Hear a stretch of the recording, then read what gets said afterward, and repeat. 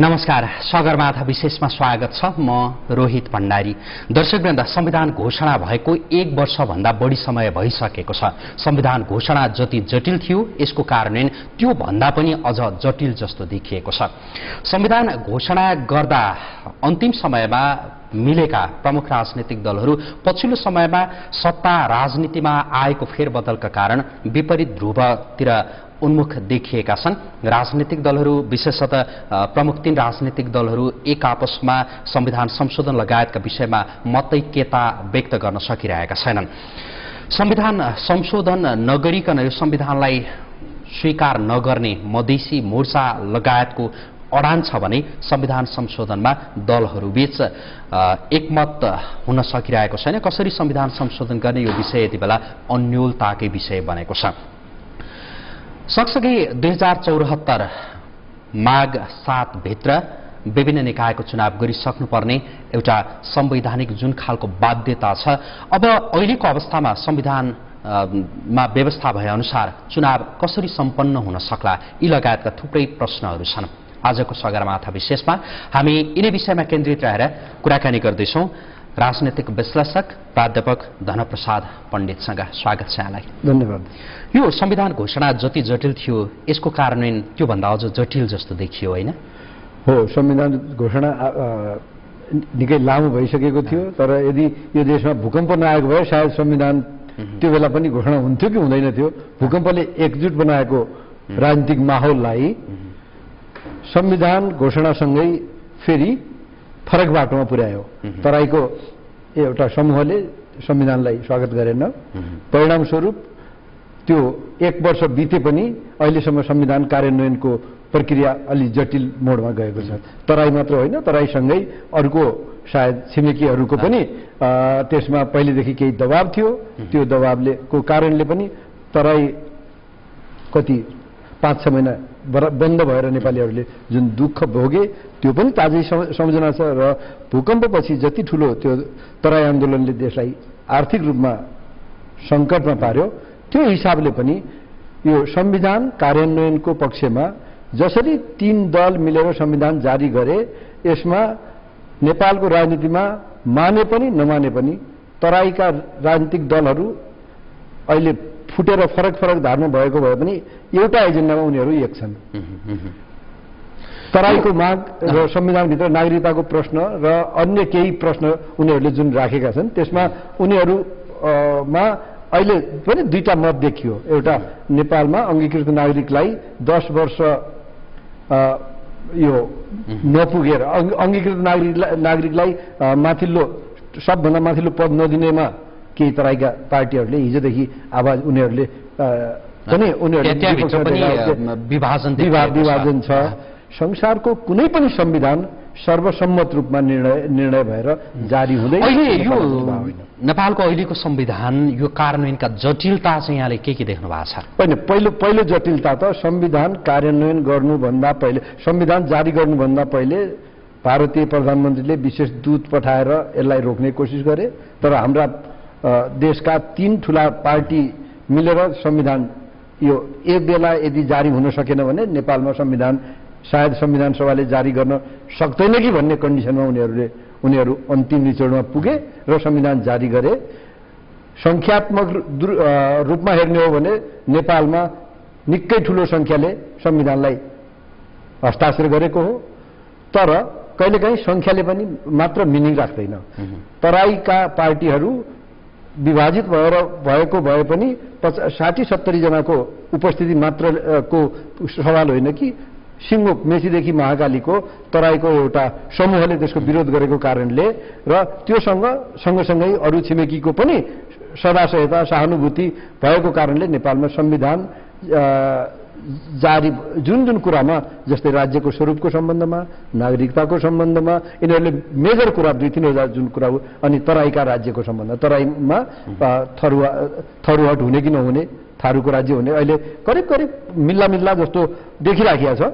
सायद यो कर्णालीसम्मको एरियालाई, थारू बहुल क्षेत्रलाई, पहाडका जिल्लालाई मात्र मिलाएर यो तराईको यो राज्यलाई छुट्टै बनाउनेको सम्बन्धमा मेरो विचारमा अहिलेको संविधान संशोधनमा यसमा स्वीकृति हुन सक्छ भन्ने एउटा आकलन छ।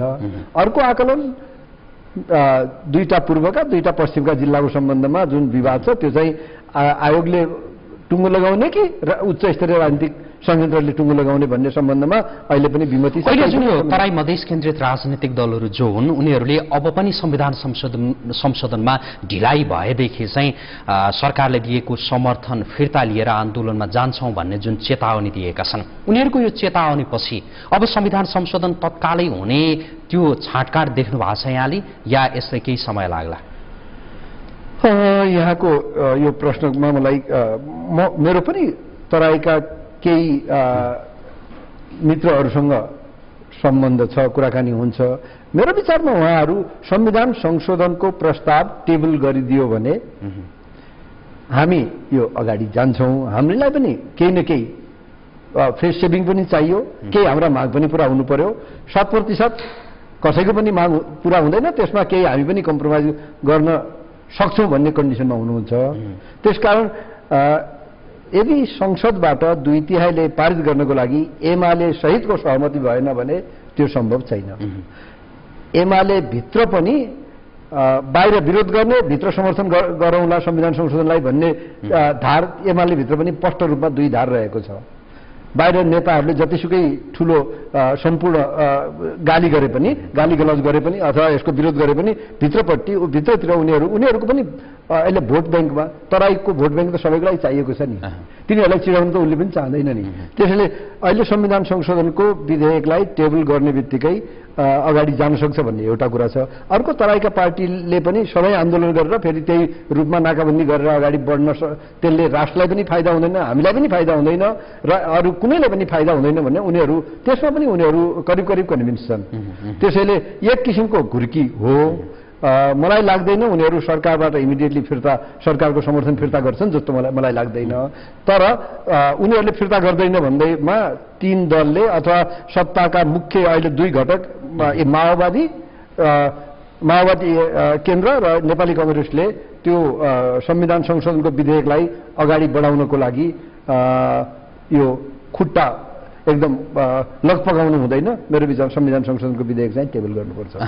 जुन यो संविधान संशोधन बेगर यो संविधानलाई नस्वीकार्ने तराई मधेस केन्द्रित राजनैतिक दलका नेताहरूले भनिरहेका छन्। अब जुन संविधान संशोधनको सवाल छ, संविधान संशोधन कसरी होला, विशेष गरी जस्तो नागरिकताको जुन सवाल छ, त्यसगरी भाषाको पनि सवाल छ, हिन्दीलाई राष्ट्रिय भाषा बनाउने भन्ने जुन खालको कुरा आयो त्यसले पनि एक खालको विवाद निम्तिएको छ। कसरी हुन सक्ला संविधान संशोधन, के विषयमा कसरी सहमति जुट्न सक्ला?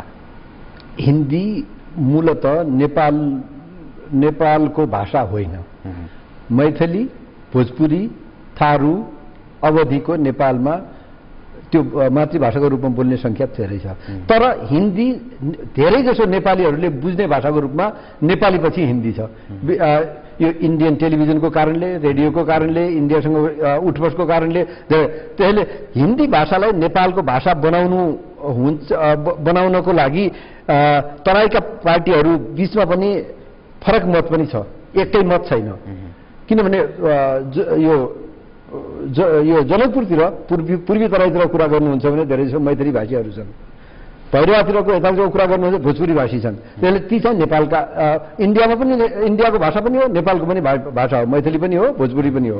त्यसले भोजपुरी, अवधी, मैथिली, थारू यो नेपालमा बोलिने नेपालको भाषाभाषीभित्र पर्ने हो।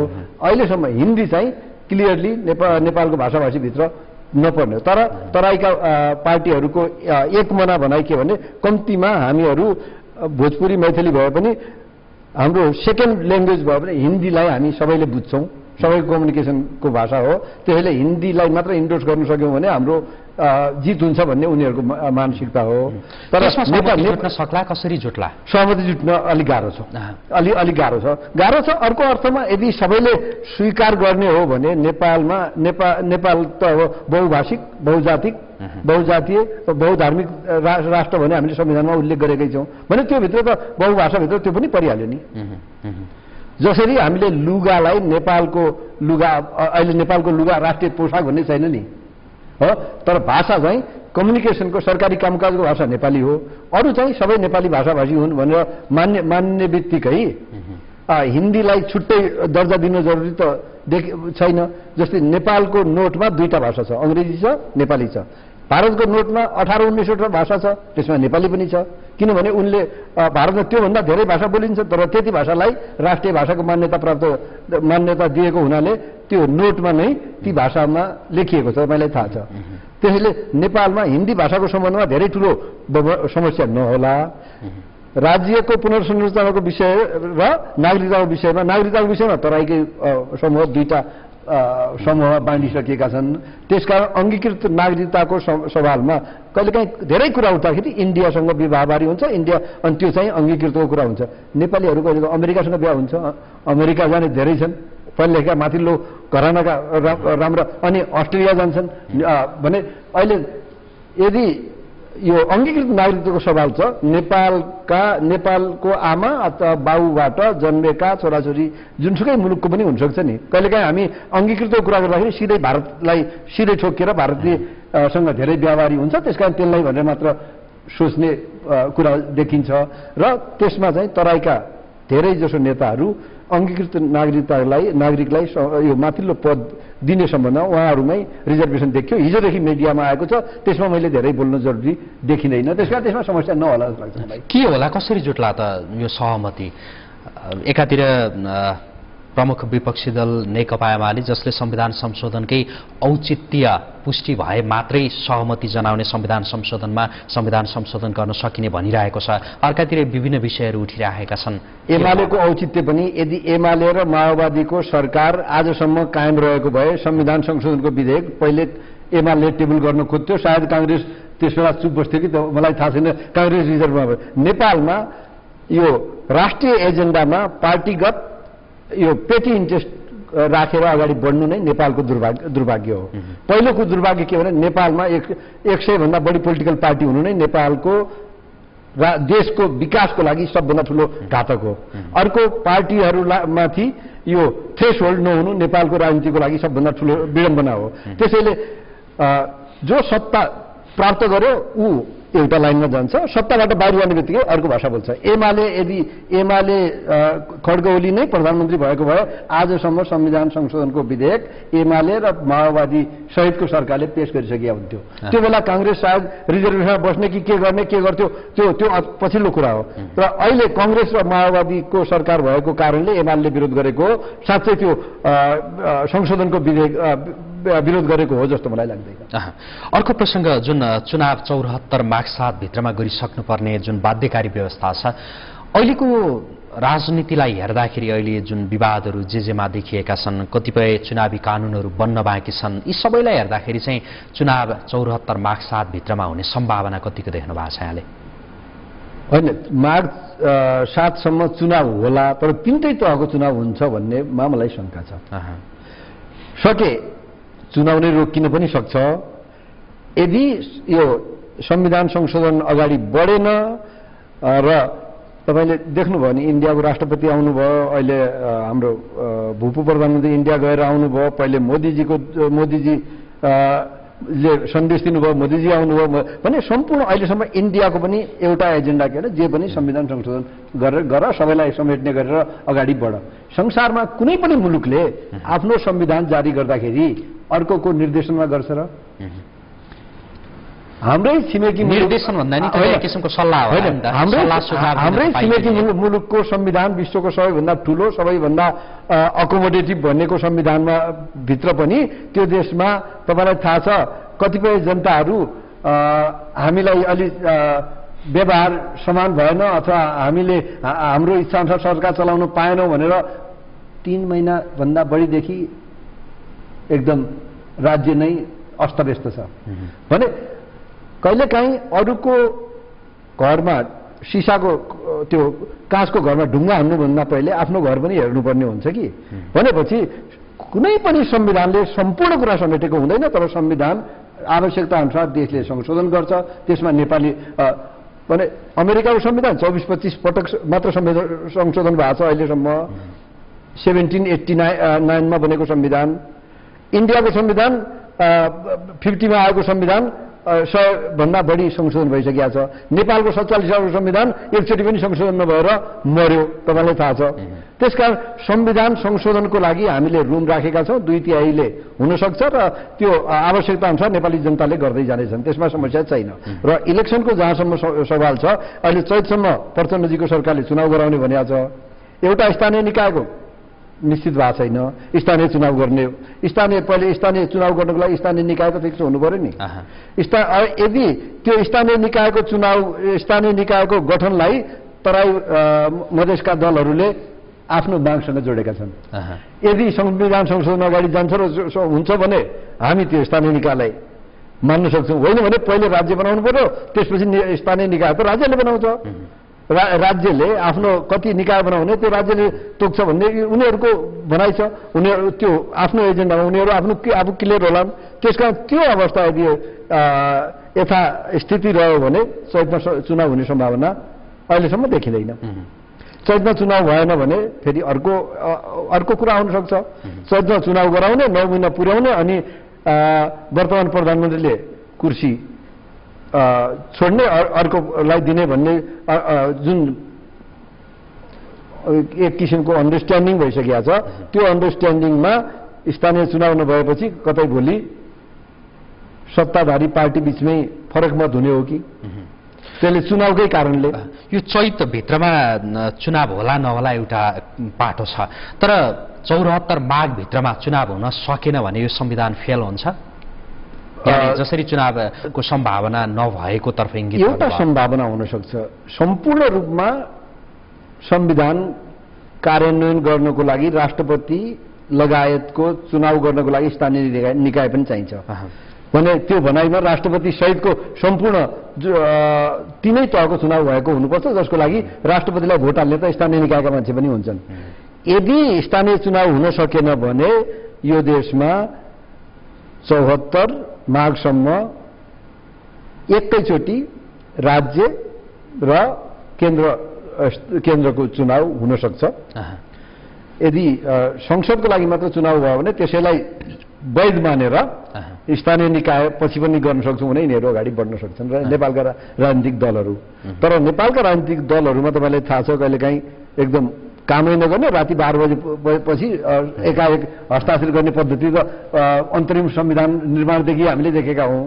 त्यसकारण यदि कुनै पनि हालतमा चुनाव हुन सकेन भने 74 माघसम्म 601 संविधान संशोधन गर्नको लागि तयार हुनेछन्, जुन गैर संवैधानिक हुनेछ।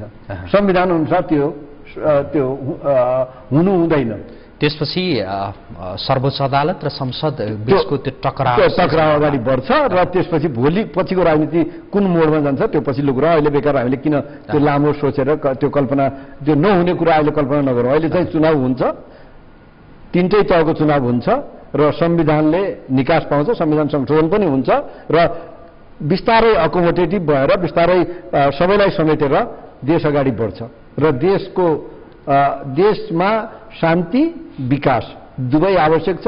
किनभने हामीले 40 लाख मान्छेलाई भारत बाहेकका मुलुकमा कामदारको रूपमा पठाएका छौँ, जबकि हाम्रो देशमा काम सिर्जना गरेर जलस्रोतको विकास र पर्यटनको विकास दुईटा मात्र गर्यौँ भने हामी 40 लाख मध्ये 20 लाख मान्छेलाई नेपालमा राख्न सक्छौँ। नेपालको डबल विकास हुन सक्छ। एकातिर कमाइले, यहीँको कमाइले उनीहरूको यहीँ लाग्ने भयो, अर्को कुरा नेपालको इन्फ्रास्ट्रक्चरको विकास हुन्छ ताकि हाम्रा भोलिका सन्ततिको लागि भोलि जसरी भुटान आजभन्दा 10-15 वर्ष अगाडि कहाँ थियो अहिले कहाँ पुग्यो भन्दा नेपालको जलस्रोतको विकास र पर्यटनको दुईटा विकासमा मात्र हामीले ध्यान दिएर अगाडि जानको लागि पनि हाम्रा ठुला पार्टी र साना, यो पहिले पोलिटिकल पार्टीको साइज घटाउनु पर्यो हामीले, त्यसपछि पार्टी बीचमा मिनिमम नेसनल एजेन्डामा समझदारी गराउन अत्यन्त जरुरी छ। तर नेपालको डेमोक्रेसी त्यो गर्नको लागि आफै सक्षम हुनुपर्छ। अहिलेसम्म के भने हामी अरूको कुरा सुनेर अरूका गोटी हुने पद्धति भयो भने देश यहाँको भनाइ नेपालको राजनीति अन्त कतैबाट निर्देशित हुन्छ भइराखेको छ। त्यो हुनु हुँदैन। त्यसमा हामीले मिनिमाइज गर्दै जाने र आफ्नो खुट्टामा आफूले उभिएर हाम्रा छिमेकी र अरू मित्र राष्ट्रको आवश्यक पर्दा सहयोग लिने, तर कसैको निर्देशन मानेर होइन, राष्ट्रिय एजेन्डा पहिल्याउने, त्यो एजेन्डामा आपसमा बसेर जसरी हामी भूकम्पपछि एकजुट भयौँ, नेपालका हामी भनेको नेपालका राजनीतिक दलहरू सर्टेन एकदम आपत पर्दाखेरि हुन्छन्। नेपालमा तपाईँलाई थाहा छ यो राजतन्त्रले संसद पुनर्बहाली गरेको, संसदले राजतन्त्रलाई फालेको, तपाईँलाई त्यो देखियो नि। नेपालमा हरेक कुरा सम्भव छ र कतिपय कुराहरू रातिको 12 बजे हुन्छन्, अचानक हुन्छन् र नेपालका राजनीतिक दलहरू जतिसुकै झगडा गरे पनि एक टेबलमा बसेर फेरि सँगै बसेर काम गर्न सक्ने त्यो क्षमता चाहिँ नेपालका राजनीतिक दलहरूमा भएको हुनाले यी दलहरूका नेताहरूको बुद्धि चाहिँ राष्ट्रवादतिर फर्कियोस्। राष्ट्रलाई विकास गर्नको लागि, निर्माण गर्नको लागि हामीले सानातिना समस्यामा अल्झिनु हुँदैन, ती समस्याको समाधान गर्दै जानुपर्छ र बिस्तार अनि देश र जनता अगाडि बढ्छन् भन्ने मानसिकता लिनुपर्छ। यो जुन संविधान संशोधनको चर्चा चलिरहेको थियो त्यही बीचमा चाहिँ अख्तियार दुरुपयोग अनुसन्धान आयोगका प्रमुख आयुक्तमाथि एकाएक जुन महाअभियोग प्रस्ताव संसदमा दर्ता भयो, यो चाहिँ एक किसिमको पूर्व योजना नै थियो या के थियो?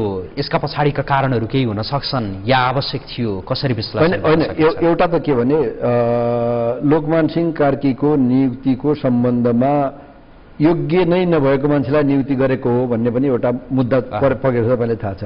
अब योग्य नै नभएको व्यक्तिलाई मतलब नियुक्ति गरेको हो भने नियुक्ति गर्ने निकायहरू दोषी हुन् कि होइनन्? पहिलो मैले तपाईँलाई यो चाहिँ जनतालाई सुन्ने गरी सबैलाई यो प्रश्न, योग्य नै नभएको व्यक्तिलाई नियुक्ति गर्दाखेरि त्यो पदको लागि योग्य हो कि होइन त्यो त हेर्नु पर्यो कि परेन?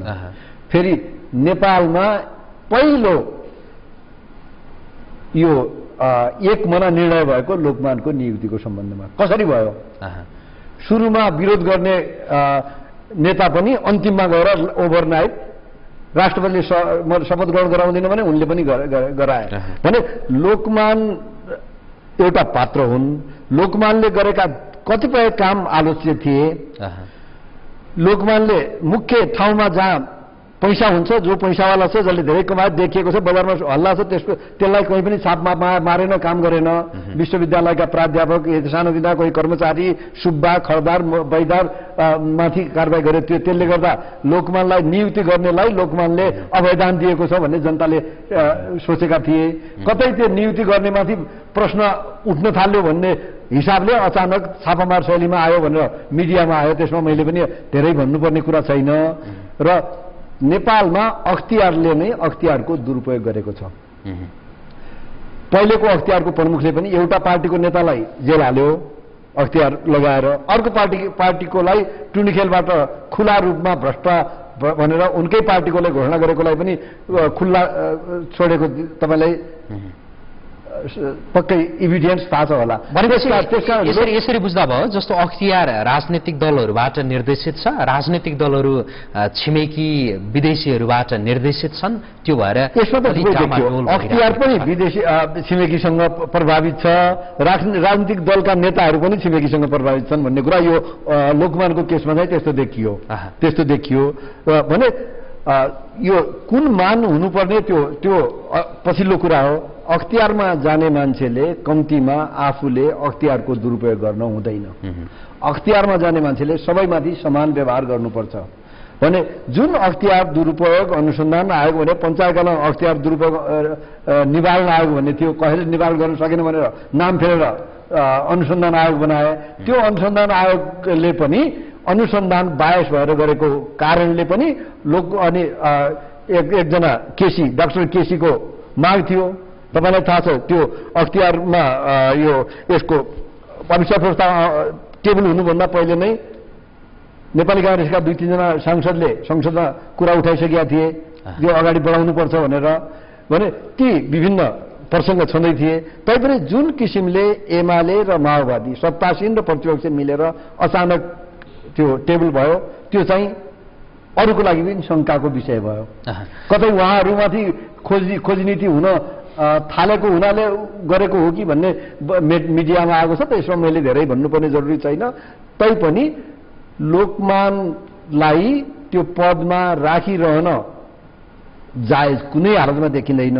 तर त्यो पद्धति, त्यो पदको दुरुपयोग, पदमा जाने मान्छेले त्यसैको दुरुपयोग गरेको कारणले अख्तियारले गर्नुपर्ने काम गरेको देखिँदैन। हुन त अब जस्तो महाअभियोग प्रस्ताव पास होला फेल होला त्यो भोलिका दिनले देखाउला संसदमा यो बारेमा संसदले निर्णय गर्ला।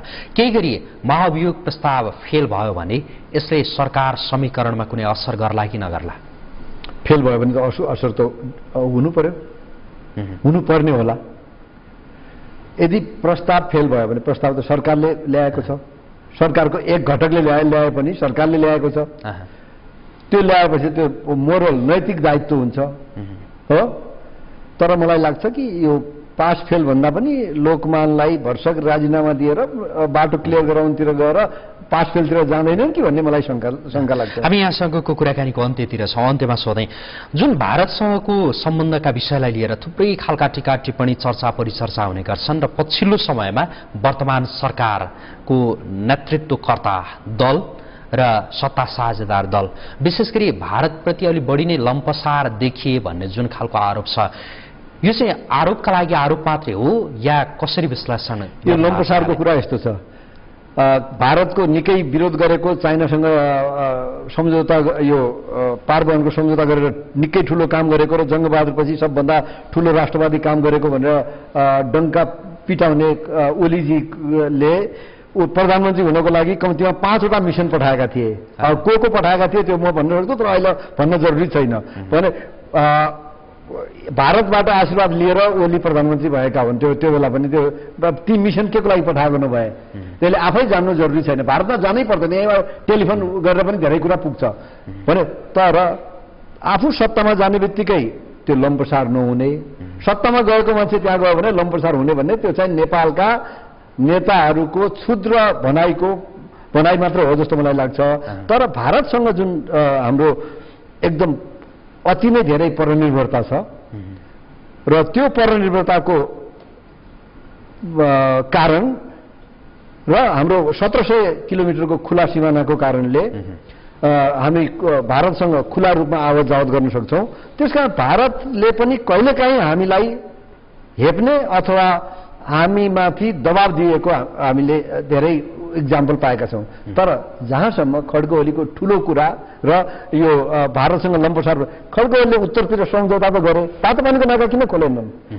कुनै पनि पक्षमा यदि एमालेको मान्छे तपाईँको टेबलमा आयो भने सोध्नु होला, रसुवाको कुरा गर्ने, तातो पानीको पहिलो ऐतिहासिक खोलेको नाका किन बन्द भएको भने एमालेको लागि सोध्नुहोस् न। भनेपछि नेपालको दक्षिणतिर त खुला आवागमन छ, जनतालाई कसैले रोक्दैन। उत्तरतिरको आवागमन बाबुराम गएर हङकङमा डिटेन भएको 2 घण्टा थुनामा परेको तपाईँले हाम्रो भूपू प्रधानमन्त्रीको त्यो देशकै बिजनेस हो नि। भनेपछि हामी उत्तर र दक्षिणतिर ब्यालेन्सली व्यवहार गर्नुपर्छ। पृथ्वीराज शाहले भनेको 2 ढुङ्गा बीचको तरुल, अहिले उत्तरतिरको छिमेकी विश्वको सेकेन्ड पावर भएको छ। यदि डोनाल्ड ट्रम्पको भोलिको मुभ के हुन्छ थाहा छैन। अहिले विश्वको राजनीति अर्को बाटोमा जान्छ। जुन यहाँले सन्तुलित सम्बन्ध भन्नुभयो होइन, यो सरकारले जस्तो प्रधानमन्त्रीमा पुष्पकमल दाहाल निर्वाचित हुने बित्तिकै उत्तरतर्फ पनि र दक्षिणतर्फ पनि विशेष दूतका रूपमा 2 जना उप प्रधानमन्त्रीलाई पठाउनु भएको थियो। वास्तवमा त्यो चाहिँ सन्तुलित सम्बन्ध स्थापित गर्नका लागि नै हो या त्यसका पछाडि पनि अरू कारणहरू केही थियो? त्यो चाहिँ दूत पठाउनु हुन्थ्यो कि हुँदैन थियो, मलाई मेरो चाहिँ आफ्नो रिजर्भेसन छ। समान दूत पठाउनु एउटा र सँगै 2टा राजदूत नियुक्ति गर्नु, त्यसले नै समान व्यवहार हुन्छ र समान सम्बन्ध हुन्छ भन्नेमा म विश्वास गर्दिनँ है। तर 2टा त्यो मेसेज दिन चाहिँ त्यही गर्नु खोजेको हो। हामीले दुवैसँग समान व्यवहार गर्छौँ भनेर दुवैतिर एक लेभलका उप प्रधानमन्त्री लेभलका मान्छेलाई दूत पठाएको चाहिँ प्रचण्डले, त्यसैको लागि हो हाम्रो प्रधानमन्त्रीज्यूले। तर अनि अहिले दुवै राजदूत पनि एकैसाथ नियुक्त भए। चाइनामा खाली थियो, इन्डियामा अघिल्लो सरकारले निकालेर खाली भएको थियो। फेरि त्यही निकालेकै मान्छेलाई पुनः नियुक्ति भएको छ, तपाईँलाई थाहा छ। तर हामीले उत्तर र दक्षिण अहिले हाम्रो भारतपछि सबभन्दा बढी व्यापार घाटा भएको त चाइना छ नि। चाइनाको पनि तातो पानी भयो, त्यो व्यापार घाटाको मात्रा धेरै नै बढिया हुन्थ्यो। अहिले भोल्युम तपाईँलाई थाहा छ, अहिले रसुवाको बाटो राम्रो छैन, ठुला कन्टेनर आउँदैनन् न। हाम्रो देशबाट एक्सपोर्ट गर्नको लागि बिजुली, यो टुरिज्म र अरू कुराहरू चाहिँ के हामी यदि उत्पादक कुराहरू नेपालमा बनाएनौँ भने हाम्रो परनिर्भरता दिनदिनै बढ्दै जानेछ र हामी कसै न कसैको अनि आदेश मान्नुपर्ने हुन्छ। यदि तपाईँ इन्डिपेन्डेन्ट हुनुहुन्छ भने आफ्नो निर्णय गर्न सक्नुहुन्छ। तपाईँ परनिर्भर भइसकेपछि त अरूको कुरा सुन्नु पर्यो नि, के गर्नु। हस्, यहाँलाई समय र विचारका लागि धन्यवाद। हस्, थ्याङ्क यू। दर्शकवृन्द, हामी कुराकानी गर्दैथ्यौँ राजनीतिक विश्लेषक प्राध्यापक धनप्रसाद पण्डितसँग। आजका लागि सगरमाथा विशेष यही सकिन्छ। सगरमाथा टेलिभिजन हेर्दै गर्नुहोला। नमस्कार।